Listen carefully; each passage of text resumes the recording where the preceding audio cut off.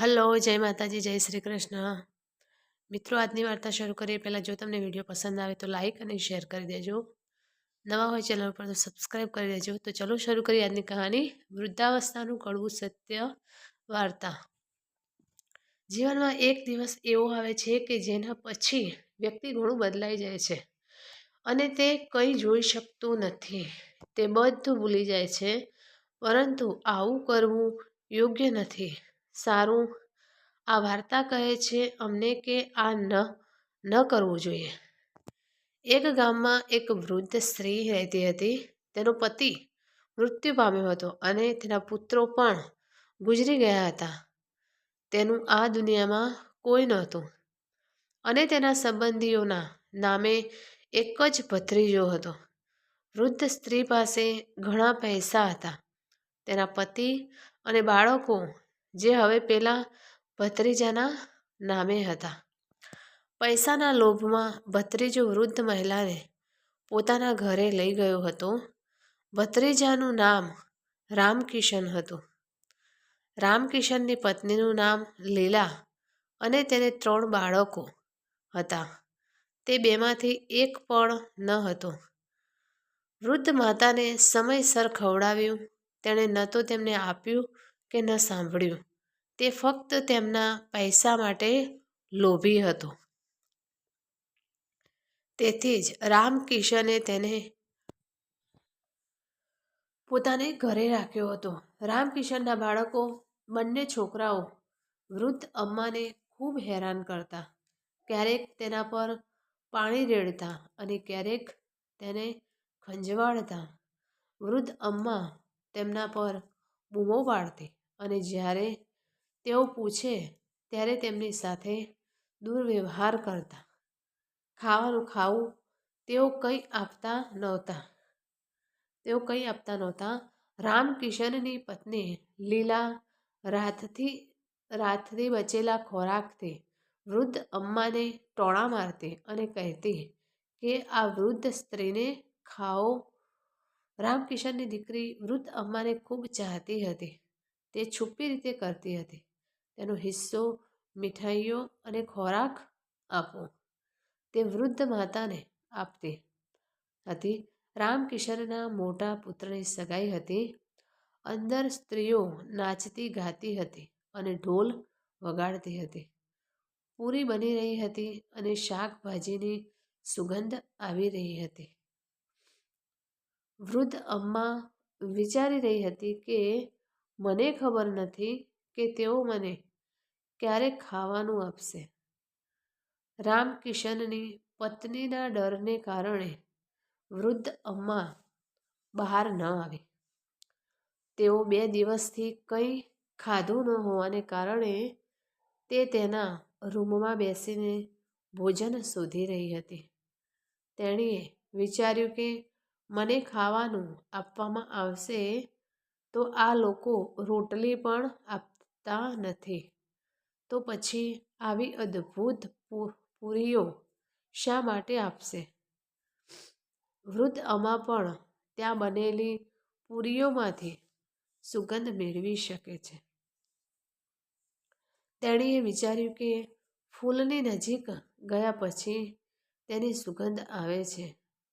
આનાથી પણ વધુ સારું છે હું હલવાઈ પાસેથી 2 પૂરીઓ કેમ ન માંગું. પછી તે હલવાઈ પાસે પગે રગડીને ત્યાં ગઈ અને ભૂખ્યા માણસની જેમ તેની સામે જોવા લાગી. વૃદ્ધ અમ્મા હલવાઈને કંઈક કહેવાની હતી ત્યારે તેણે રામકિશનની પત્ની લીલાને ક્યારેક કહી જતી, ક્યારેક ત્યાં જતી, ક્યારેક હલવાઈ પાસે આવતી જોઈ, ક્યારેક બીજે ક્યાંક તે કહે છે કે ભોજન રાંધ્યું છે કે નહીં, બધા ભોજનની રાહ જોઈ રહ્યા છે. દરમિયાન તેણીએ ત્યાં વૃદ્ધ કાકીને જોયા જે મંગૂસની જેમ સાપની જેમ આરામ કરી રહી હતી અને તેનો હાથ પકડીને તેણીને અંદર લઈ ગઈ અને કહ્યું, શું આ તમારું પેટ છે કે તમે બરાબર બેસી શકતા નથી? તમે કંઈ ખાધું નથી અને તમે જમવા બહાર કેવી રીતે આવ્યા? વૃદ્ધ અમાએ તો ન કંઈ કહ્યું કે ન તો રડ્યા અને ચૂપચાપ તેમના રૂમમાં ગયા. ભોજન તૈયાર હતું. બધા મહેમાનો જમવા લાગ્યા, કેટલાક અંદર, કેટલાક બહાર. વૃદ્ધ અમ્મા તેના રૂમમાં ગઈ અને પૂછ્યું, શા માટે બહાર હું ગયો હતો? અને તે બિનજરૂરી રીતે ગુસ્સો કર્યો હતો. હવે તે મને ખાવા પણ નહીં દે. તેના પેટમાં પૂરીઓની સુગંધ વારંવાર આવતી હતી. તે વિચારી રહી હતી કે હવે મારી થાળી સેટ થઈ ગઈ હશે. હવે મહેમાનો જમવા લાગ્યા હશે. વૃદ્ધ અમ્માએ વિધિ શરૂ કરી હશે. તિલકનું મેં બહાર જવાનું વિચાર્યું અને જોયું કે હવે બધા પોતપોતાનું કામ કરીને ચાલ્યા ગયા હશે. તે પોતાની જાતને મદદ કરી શકી નહીં અને તે ફરીથી બહાર આવી. તેણે આવીને જોયું કે કેટલાક તેમની આંગળીઓ ચાટી રહ્યા હતા, કેટલાક દહીં પી રહ્યા હતા, કેટલાક પૂરીઓ અને બધા ખાતા હતા. કેટલાક વૃદ્ધ લોકો અમ્મા તરફ જોઈ રહ્યા હતા અને બોલ્યા, અરે, આ વૃદ્ધ મહિલા ક્યાંથી આવી છે? એટલામાં રામકિશને અમ્માને જોયા અને તેને જોતાની સાથે જ તેણે પૂરીની થાળી નીચે પાડી અને કહ્યું ગુસ્સામાં, તમે અહીં કેમ આવ્યા છો? અને તેને ખેંચીને પાછા રૂમમાં લઈ ગયા. રામકિશનની દીકરી લાડલી આ બધું જોઈ રહી હતી. તેને ખૂબ જ દુઃખ થયું. તેણે ચીસ પાડી અને કહ્યું, અમ્મા, મહેમાનો પહેલાં ખાશે તો શું થશે? આ મહેમાનો પણ જમતા હોય છે.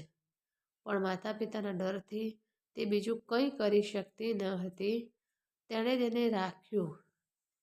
એક વાસણમાં પૂરીઓનો ભાગ અમ્માને પાછળથી આપવા માટે બધા મહેમાનો ચાલ્યા ગયા.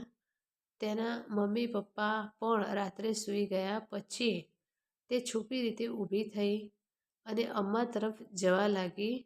રામકિશને તેને ખેંચીને લઈ ગયો. તેના હાથ અને પગ પથ્થરોથી ઘાયલ થયા અને તે બેભાન થઈ ગઈ. તેને કંઈ યાદ નહોતું.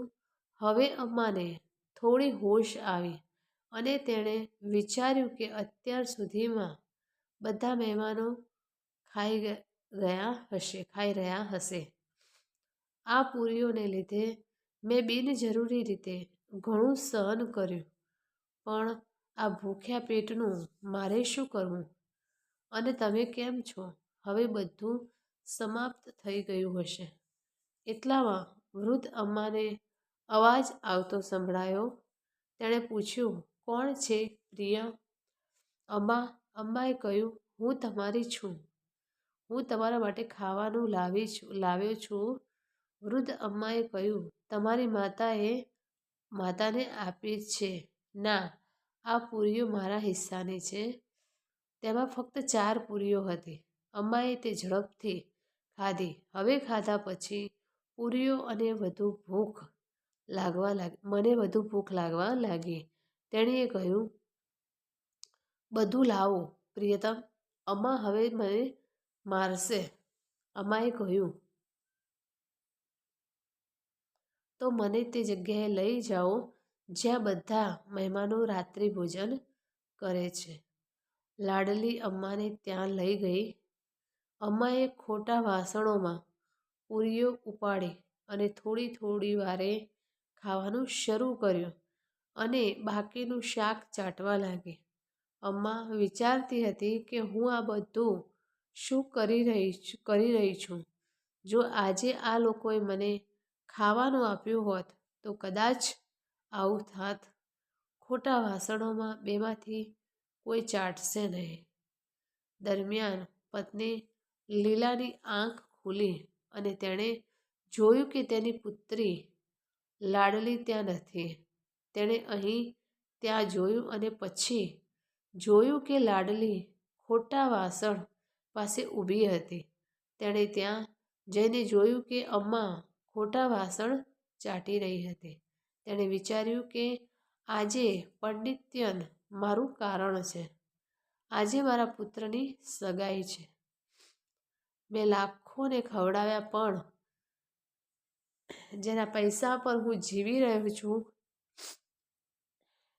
તેને ખવડાવ્યું નહીં. જેના પૈસાથી હું આ કરી રહ્યો છું તેને ખૂબ જ ખરાબ લાગ્યું. તે રડવા લાગી અને ભગવાનને પ્રાર્થના કરવા લાગી કે મને માફ કરો, મને આની સજા ના કરો. તે પાછો અંદર ગયો અને બધો ખોરાક થાળીમાં મૂકીને અમ્મા પાસે બેઠો અને કહ્યું, અમ્મા કૃપા કરીને મને માફ કરો અને ભોજન ખાઈ લો. જેમ બાળક તેને ટોફી આપીને વહી જાય છે તેવી જ રીતે હું પણ ભોજનની થાળી જોઈને તે દૂર થઈ ગઈ. તેણી બધું ભૂલી ગઈ અને તેને માફ કરી દીધું. તો મિત્રો, આ કહાની તમને કેવી લાગી તે કોમેન્ટ કરીને જરૂર જણાવશો અને વિડીયો પસંદ આવ્યો હોય તો લાઈક અને શેર કરજો. ચેનલ ઉપર જો તમે નવા હોય તો ચેનલને સબસ્ક્રાઈબ કરી દેજો. ફરીથી મળીશું આવા જ એક નવા વિડીયો સાથે. ત્યાં સુધી જય માતાજી, જય Shri Krishna, Har Har Mahadev. Thanks for watching.